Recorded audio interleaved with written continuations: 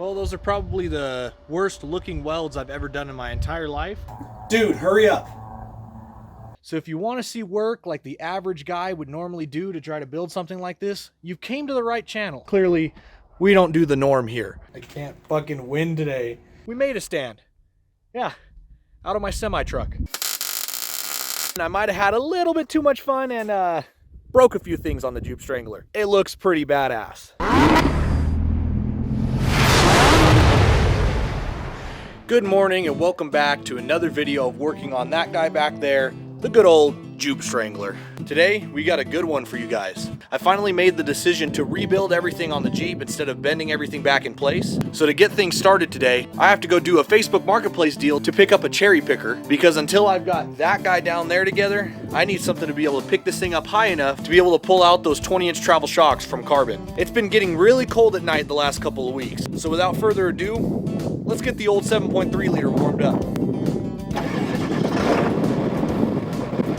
I like it when it goes. Also, by the way, I forgot to mention, we're not just going to go pick up an engine hoist, but we got to go pick up all the steel to be able to put this thing back together. So we're going to stop by Patton Steel while we're down the hill picking up the engine hoist, because it just so happens to be right around the corner from where I got to go pick it up. So without any more messing around, let's go get on the road.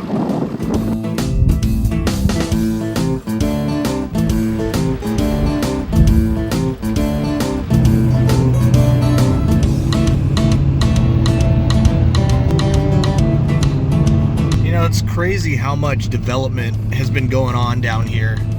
I used to grow up down here and I moved up to the mountains where I live now about 2 years ago.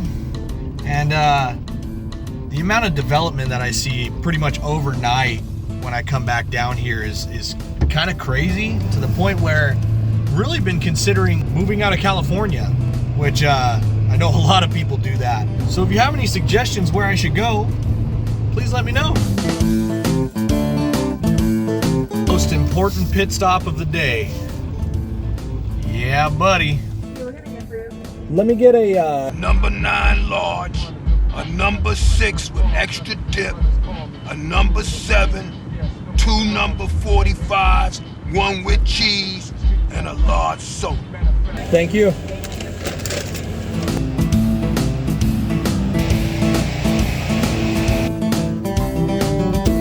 Alright, I didn't record much while I was in there because it was super busy. Saturdays are always super busy because Patton's is only open for a couple hours out of the day. But now we're heading just a few minutes up the street to go pick up an engine hoist, or cherry picker as some people call it. Probably won't record much of that because it's a Facebook Marketplace deal and I don't want to be recording the guy at his own house, but we'll pick that up. And I think after this we'll run to Harbor Freight real quick because we're already down here and I need to pick up some sanding disc and a few other things while I'm there. A few moments later. Alright, so we picked up the cherry picker and tied it down in the back of the truck with the steel we picked up. So now we just got to drop by Harbor Freight on the way home and pick up some tools and some consumables that I've been needing for a while now. Oh, and I also forgot to mention, I picked up some flowers at the corner by the Pattons. And this is a reminder for you. Flowers do not require a special occasion. So if you have a special lady, whether that's your girlfriend, wife, mother, daughter, grandmother, friend, anything, definitely go pick up some flowers. It'll brighten their day and they don't look half bad in the house anyways. Now, Harbor Freight.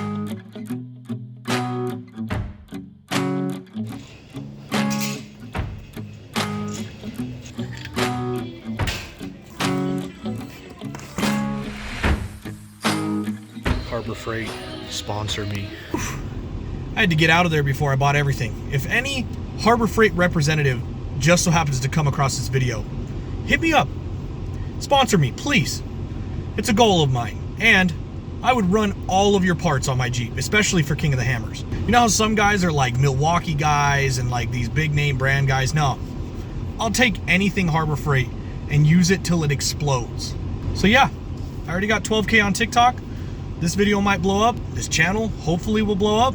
And hit me up. I need a sponsorship badly. I'm broke. Time to cue that driving back home B-roll.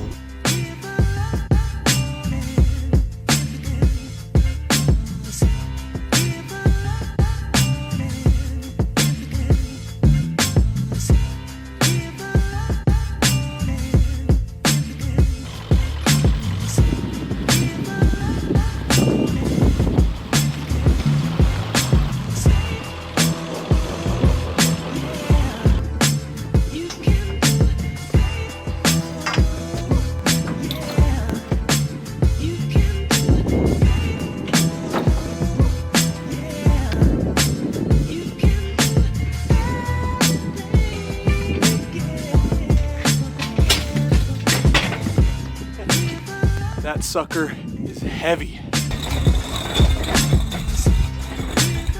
All right, so we got this thing unloaded. I don't have a lot of time, as you can see, before it starts getting dark out here, and it's already getting so cold that I'm getting the cold sniffles. So we're gonna really quick try to test the cherry picker and make sure it's got the gumption to be able to pick this thing in the air.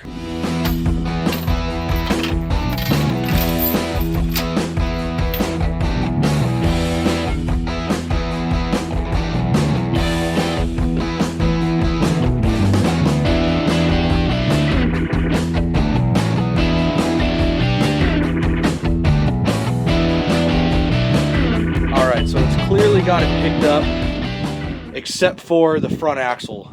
You can clearly tell it's definitely at its max right now, but it's also at the maximum length possible. So I've got two options with this. A lot of these things come with an adjustable arm here, and this one just so happens to not have that. And I'm not sure if I feel super safe with this whole ratcheting system picking up that much weight. With a motor, I think it'd be awesome.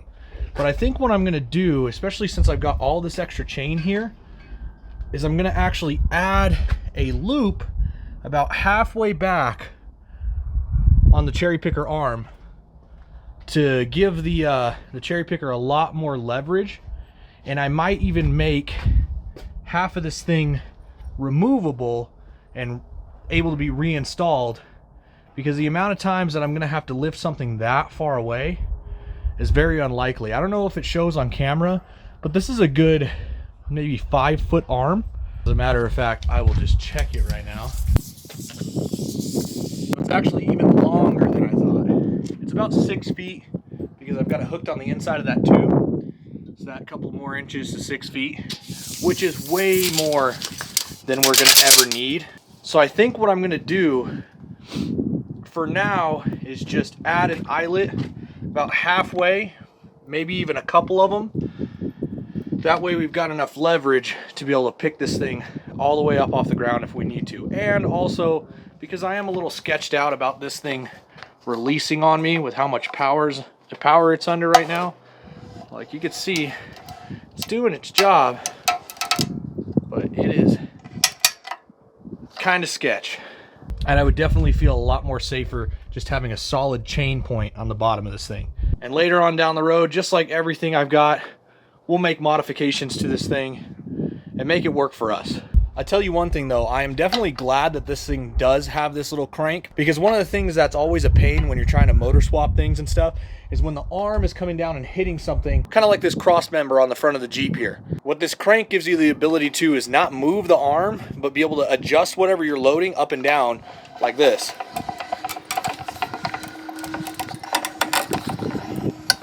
Which is definitely a pretty nice feature. But I like having old tools like this because I get to modify them and not feel bad. And a lot of times with tools around this garage, we have to modify them because clearly we don't do the norm here.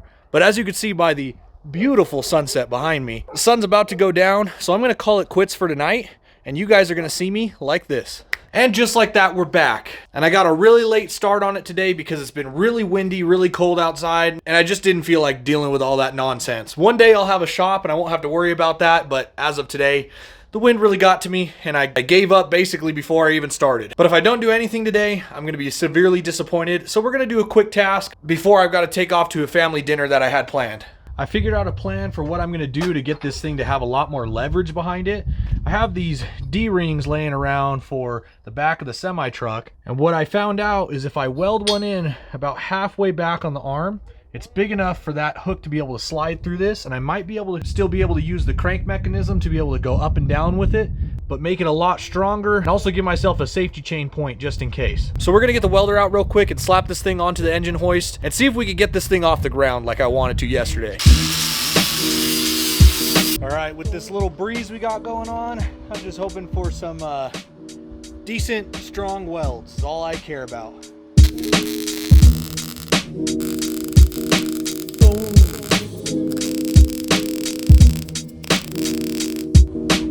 Well, those are probably the worst looking welds I've ever done in my entire life.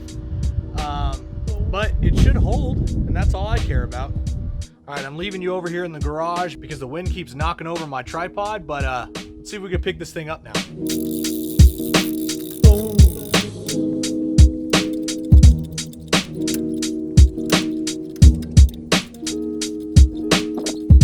We got it. As you can see here, we're completely off the ground now. So with that difference in torque compared to being all the way out on the end there, we're able to lift the whole front half of the Jeep, including the front axle. That's super awesome news because that means that we're going to be able to lift this thing high enough to be able to get those 20-inch travel shocks fully decompressed so we can remove them from the Jeep and continue cutting the front half of this thing apart.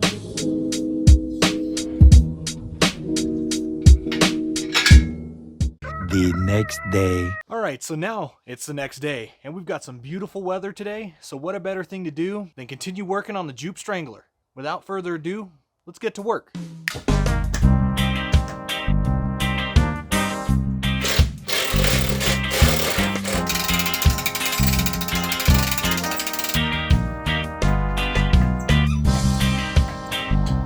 Dude, hurry up.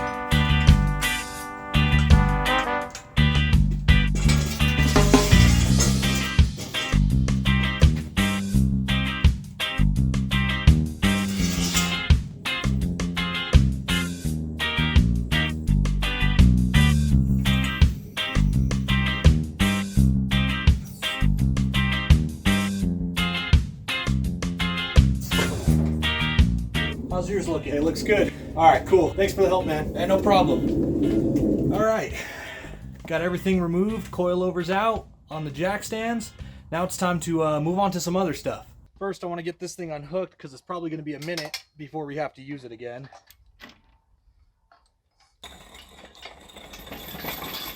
All right, so finally I want to talk about my plan with this thing.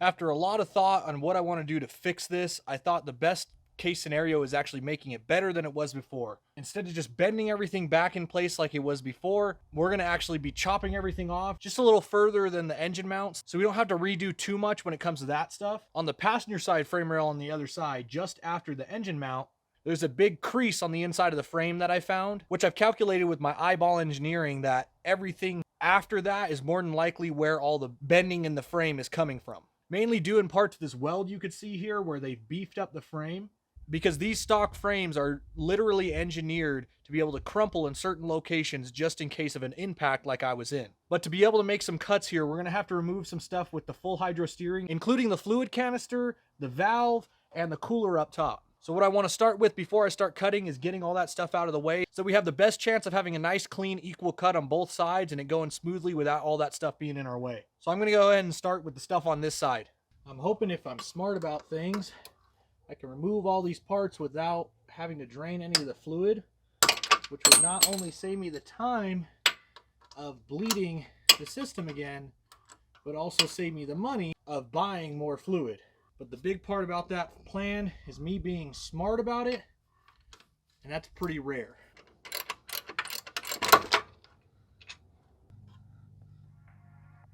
Next to remove is the power steering cooler. This is what actually keeps the fluid cool while we're driving so that the pump and the hydro ram don't overheat and start boiling.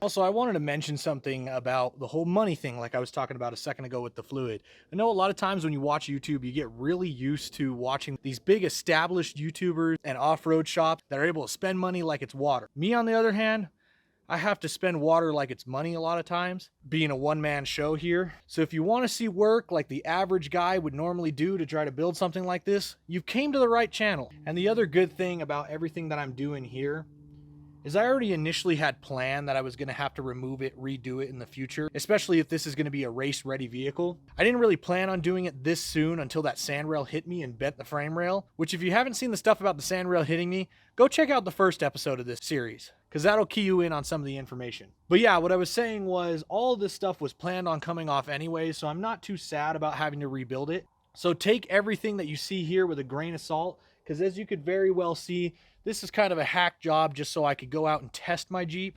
And now hopefully we're doing it right the last time. If any of you guys watch Matt's Off-Road Recovery, you'll hear them say a lot, they do it right because they do it twice. Well, on this channel, we do it 3 times, 4 times, 5 times, whatever it takes. Next is going to be this fluid canister here because the shock tower is going to come off when I cut the frame. This is the one that I really hope I don't have to drain because it's full of fluid. So fingers crossed we could just remove it and tuck it up on the motor for the time being until we make a new location for it when we rebuild the top half of the frame.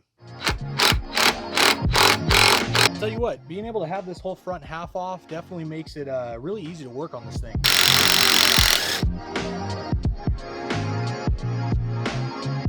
I think that could just sit there for right now. All right, so now I want to separate these 2 sides by cutting this cross member in half because there technically could still be some tension between the 2 sides, and I don't want that to affect any of the measurements I take when I chop the frame because those have to be pretty accurate so that we have something pretty square to build off of. So it's time to go get that Sawzall I bought the other day. If you guys saw the first episode of this series, you would see how much I struggled with that other Sawzall I had.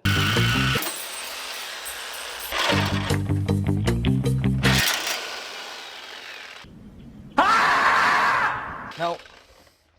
That's it. It's plasma time. So while we were at Harbor Freight the other day, we picked up this Sawzall in hopes that it's a lot easier to use than the last one. Look at that. Bright red. Harbor Freight, sponsor me. I can't say that enough. Please, I'm broke. Can't use a power tool without giving it a couple test revs. Everybody knows that. Woo.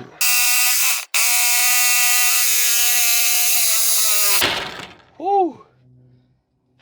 Yeah, this part's definitely under some tension, I can tell. Holy cow. Oh, well, this quick connect definitely works better than my last one. Maybe too good. Oh, it's like the sword and the stone.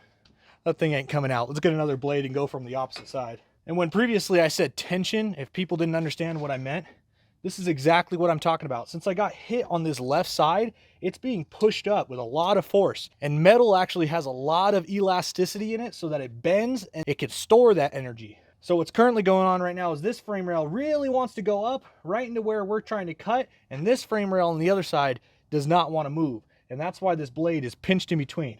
I'm hoping if we cut from the other side, we might be able to get that blade out.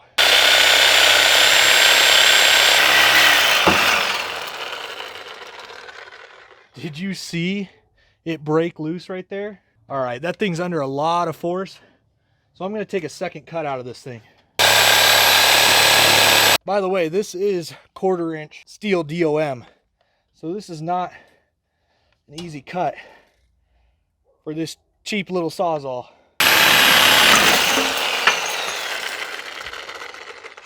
Ooh, did you see that power that was under?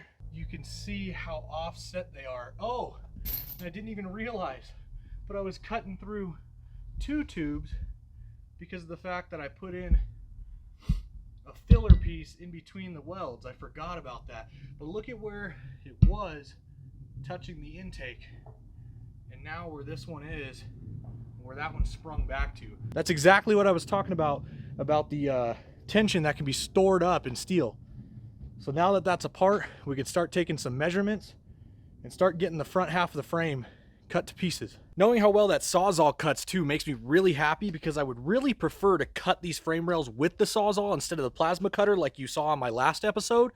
Because if I cut it with the Sawzall, there'll be hopefully a lot less to clean up. And the cut should be a lot more square. So hopefully we have something nicer to build off of. All right, so next step is gonna be making some measurements on the frame here and figuring out exactly where I'm gonna cut each side. So give me a few moments to get some marks on the frame where I want it.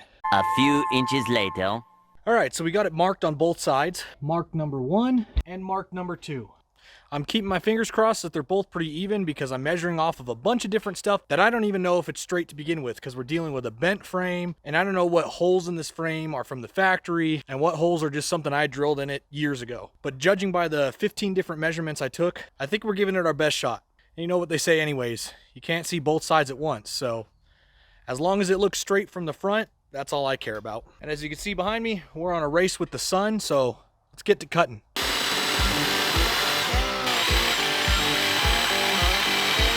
This blade's stuck in it. I got the exact opposite problem with this one now. All right, I got that out. Now we're going with the shorty blade though to give myself a little bit more control. Now that I'm cut most of the way through, I think I'm gonna move the engine hoist and hook it up to the shock tower so that it doesn't just fall off when I cut the rest of the way through.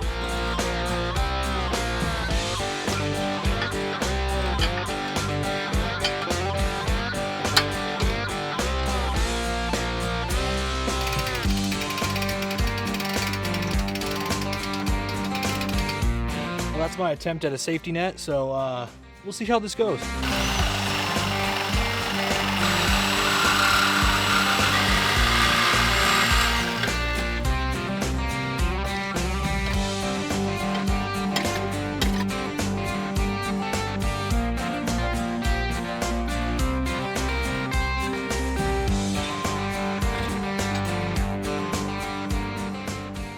Remember before when I said there was a wrinkle in the frame?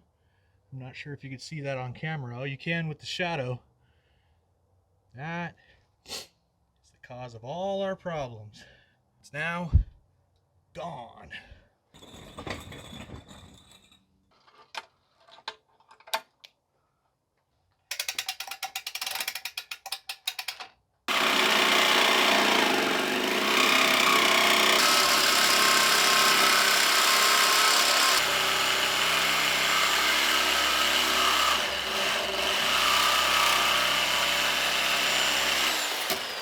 Like butter.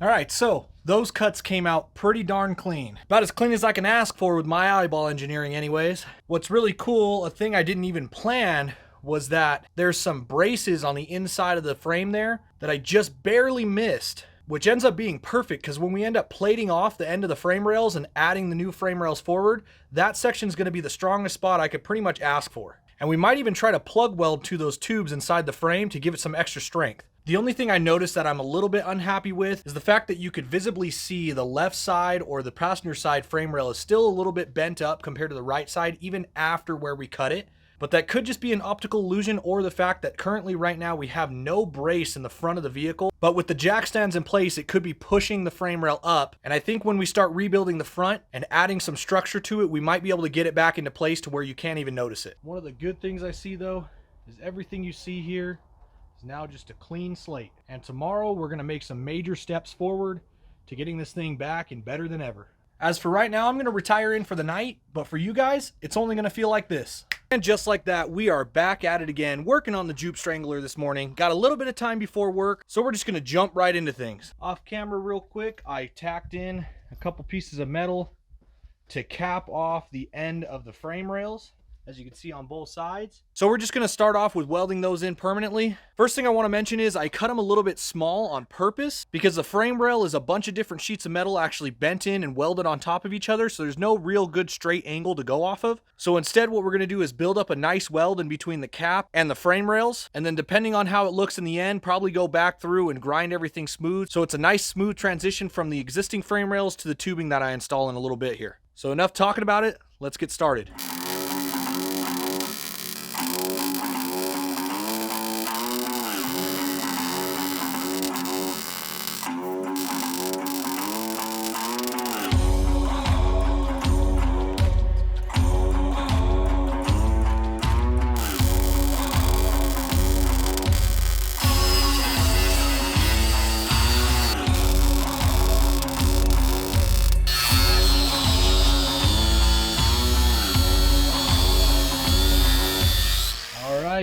Would you look at that? Oh, would you look at this? Yeah, well. Would you look at that? It's a pretty clean little end cap for the frame to go from stock frame to tubing after that. Now we'll just go ahead and replicate it on the opposite side. One eternity later. All right, so there's cap 1, cap number 2. But I have something to admit. As you can see, it's another day with some really different weather. I ran out of gas for the welder on the second frame rail cap, and today the weather is just awful. And it's been raining a lot today, so I got myself a $50 temporary garage from Walmart, also known as a Easy Up, and some tarps I had laying around. But the good news about that is we've got some lights to work into the night with. That is, of course, if my hands don't fall off in the process, because it is freezing tonight. But we're going to work on this thing as much as we can tonight, because we are about a week away from King of the Hammers. We went ahead and got our first tube cut out so we could start laying the foundation of the frame coming forward. All right, so this is roughly where the first tube is going to go. This tube is going to be what hopefully solves all of our bent frame issues. And we got to be smart where we position it due to the crank bolts and these pulleys still needing to come off potentially in the future. Just like everything else, that's going to fall under a lot of eyeball engineering. But one thing I'll say is off camera, I actually leveled out the frame as good as I could, so I have a good baseline to go off of, so that as long as I match the angle of this tube to the rest of the chassis, everything should come out pretty straight.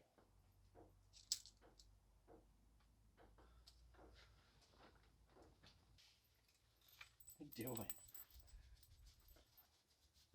are you doing, bub? All right, so based off of my measurements, I need 2 tubes cut at about 14 inches, and they need to be a 90-degree cut on one side and notched for tubing on the opposite side.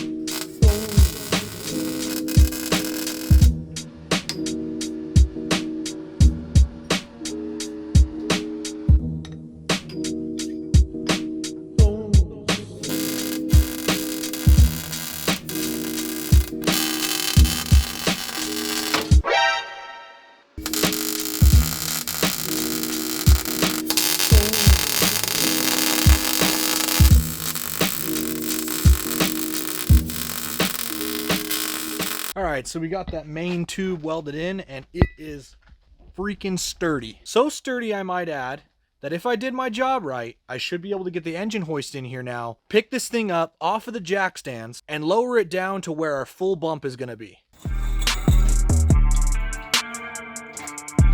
So as you can see, the good news is I did my job right, because even without the gussets I'm going to be adding later, we've got the full Jeep off of the jack stands. So what we got to do now is lower this thing down and figure out where full bump is.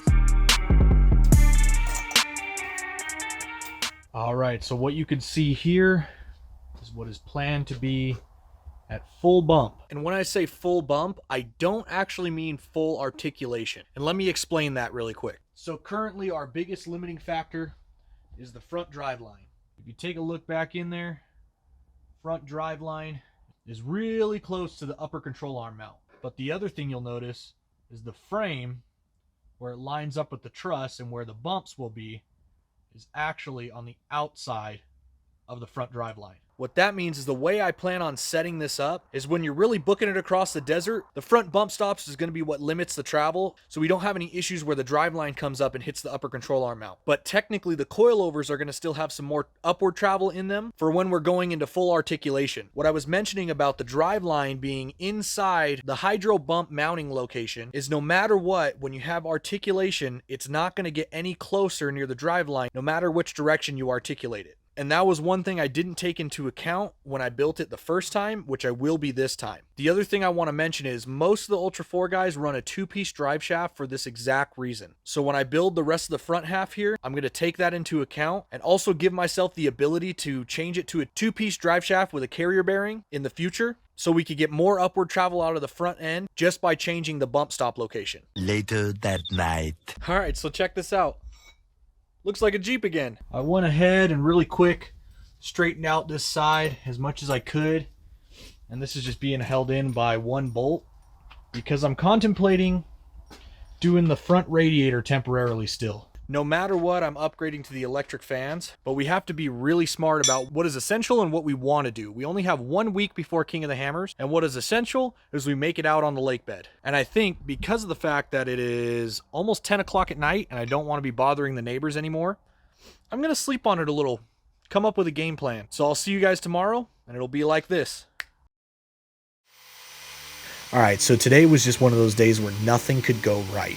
I had tools breaking on me right and left. I literally had tools catching on fire at one point. So if it looks like the footage is kind of jumping around randomly, I greatly apologize, and I will voice over as much of the content as I possibly can to kind of keep you keyed in on what we're doing. I can't fucking win today. So we start with making the next section of tubes that's going to be coming out below the radiator. Of course, with the help of my lovely assistant here.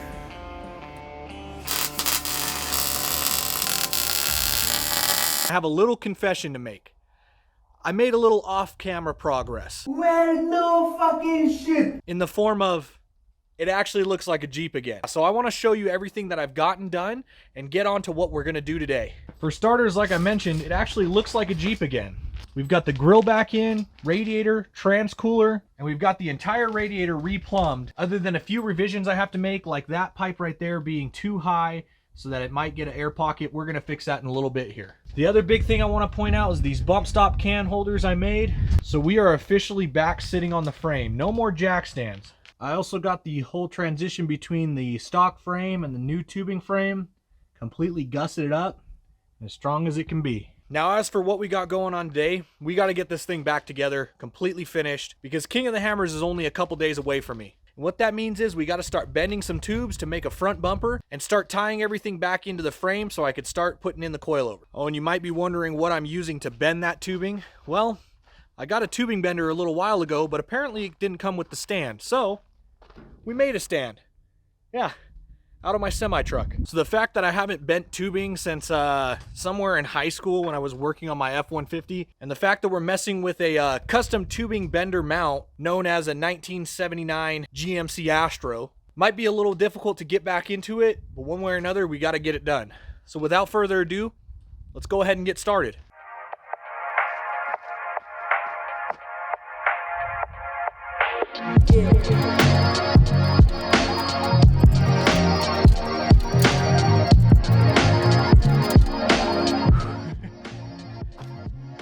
I'm gonna have to get a hydraulic ram for this thing at some point, because this is not easy.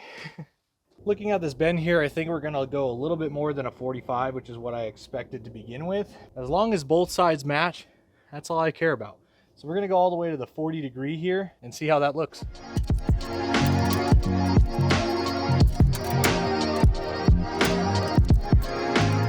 All right, so that should be about a 60 degree bend. Like usual, I'm just going off of eyeball engineering, so 60, 45, I don't know. I think this will work though. Man, forget your workout. I'm gonna just have you bend some tubing. Oh yeah? Yeah, I need to take my jacket off. That's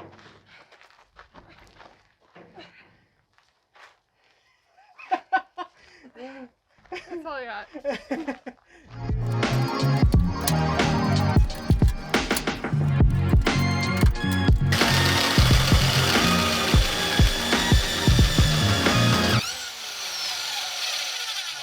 Kidding me. All right, so this is the point where the commentary goes really radio silent because I just wanted to get out to the lake bed. So what I'm doing here is welding in the first hoop that's going to eventually hold my winch. Secondly, we started putting in the push bar, which is actually a very important part if I do plan on racing this Jeep in King of the Hammers. It's part of the rules to have something out in front of your tires to give somebody a bump just in case you need to pass or you need to push somebody through an obstacle. So we got these two tubes tacked in. Now it's time to go take apart the coilovers, start mocking them up inside here to see exactly where these upper tubes need to go, get things mocked up. We're placing in the coilovers at full compression so we can see what it would be like at full bump, so we can get an idea of where we need to lay the upper tubes. All right, so we're going for a little something like this. The bend right here, about 35 degree bend is what I've guesstimated. And then we're gonna go right down, back to the frame.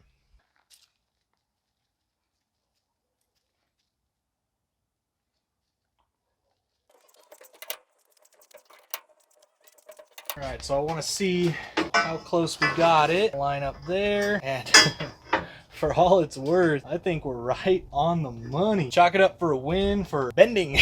Yep, now we just got to get it notched, which could prove to be one of the most difficult parts, but so far so good. All right, so I got that notched on both ends now, so fits up in there like it's supposed to. I'm gonna go ahead and replicate it to the other side. Use this one as a template so I know where to cut everything, and I'll be back with you when we're ready to weld it in. All right, I'll have to admit, I got a little carried away again and got everything all put in and welded up. But it looks awesome. So it looks like a mess right now. You can see push bar sticks out just past the tires, which is exactly what I wanted. We got the full eagle skull going on. Looks a little empty right now, of course, because the winch is going to go right here on a winch plate. But either way, I think it looks pretty badass. Now we just need to make some shock tabs for the coilovers to remount up.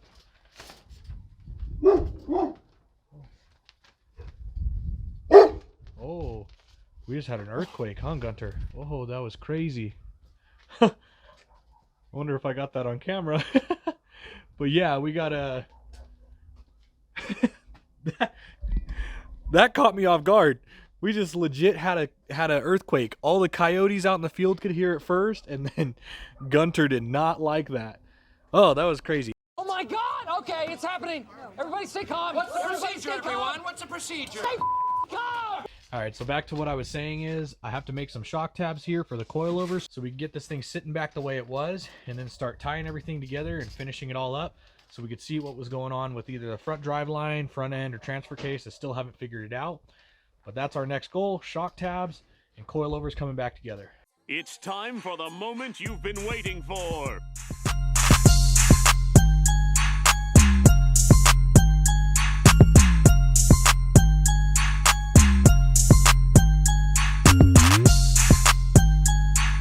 All right, we are back and jumped forward in time quite a bit because we are actually after King of the Hammers now. I know I'm skipping forward in time a lot, but I really got caught up in the King of the Hammers prep and really just didn't have any time to record anything. King of the Hammers was really fun, really hectic, so I'll put a couple clips in from my Instagram over here. She do be looking pretty up there.